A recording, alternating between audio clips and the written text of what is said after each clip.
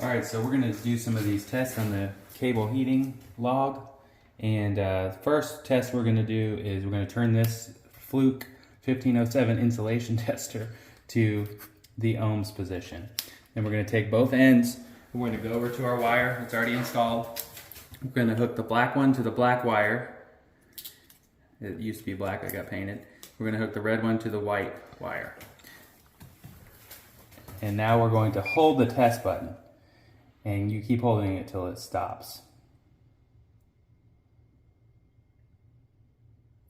All right, so we're gonna stop it there. So I'm gonna write, this is after tile installation, so I'm gonna write 14.17. Now we're gonna do test number 2, which is the conductor and the ground braid test. So we're gonna leave it in the ohms position, but now we're gonna hook one of the wires to the braided line. So we'll start first, we'll take the red one off and we'll put it on this braided line here. We'll go ahead and leave the black one on the black wire. And we'll hit test, and that's correct. 22 with this megameter is correct. So we're gonna write 22 over here. That means it's reading properly.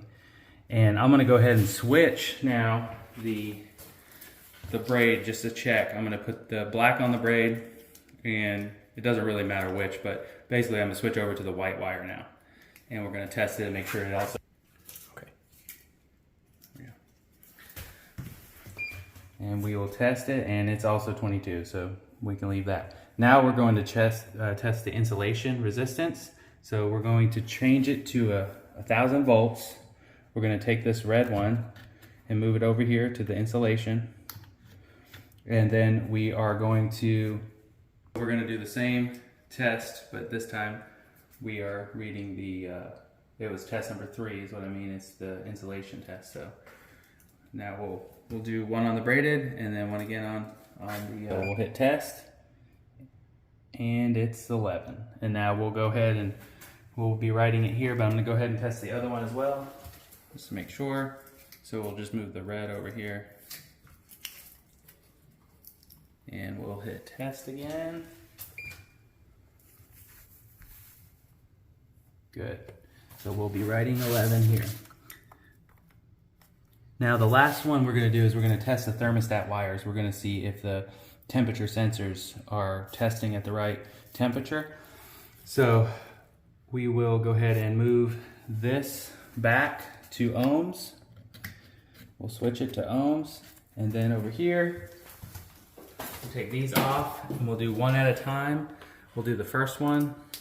One of these is a backup, so when they hook the thermostat to the wall, one's just going to be curled up in there, but we'll go ahead and test them both to make sure they're working properly. Okay, and then we hit test and hold it. And then see, we're close to this temperature in here. So we're in between 77 and 68 in here. So that's why it's reading the 10.77. So that's good. So we're going to put down here 10.77. And now we'll go ahead and test the backup one. We'll test. And this one is 10.82.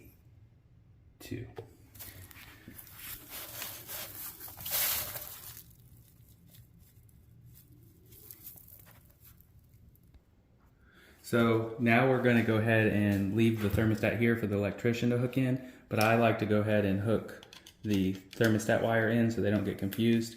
Because if they hook up both of the thermostat wires, the backup and the other, then it won't work. So this is where we're going to be hooking the thermostat sensor in. So follow me over here.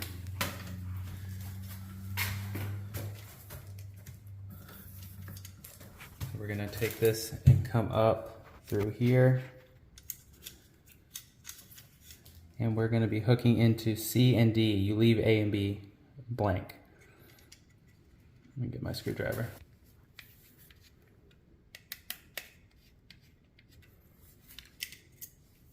Sometimes you have to pull these apart a little bit.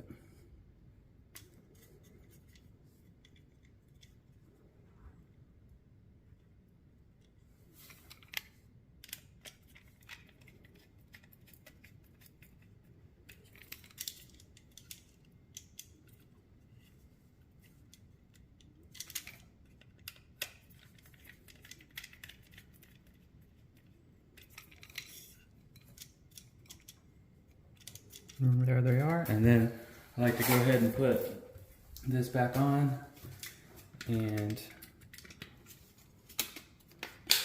then you tighten this screw. I usually kind of wrap it around or leave it here hanging for electrician, but I usually don't put this here until I know they're coming, which they're supposed to come tomorrow. So I'll just kind of wrap it around and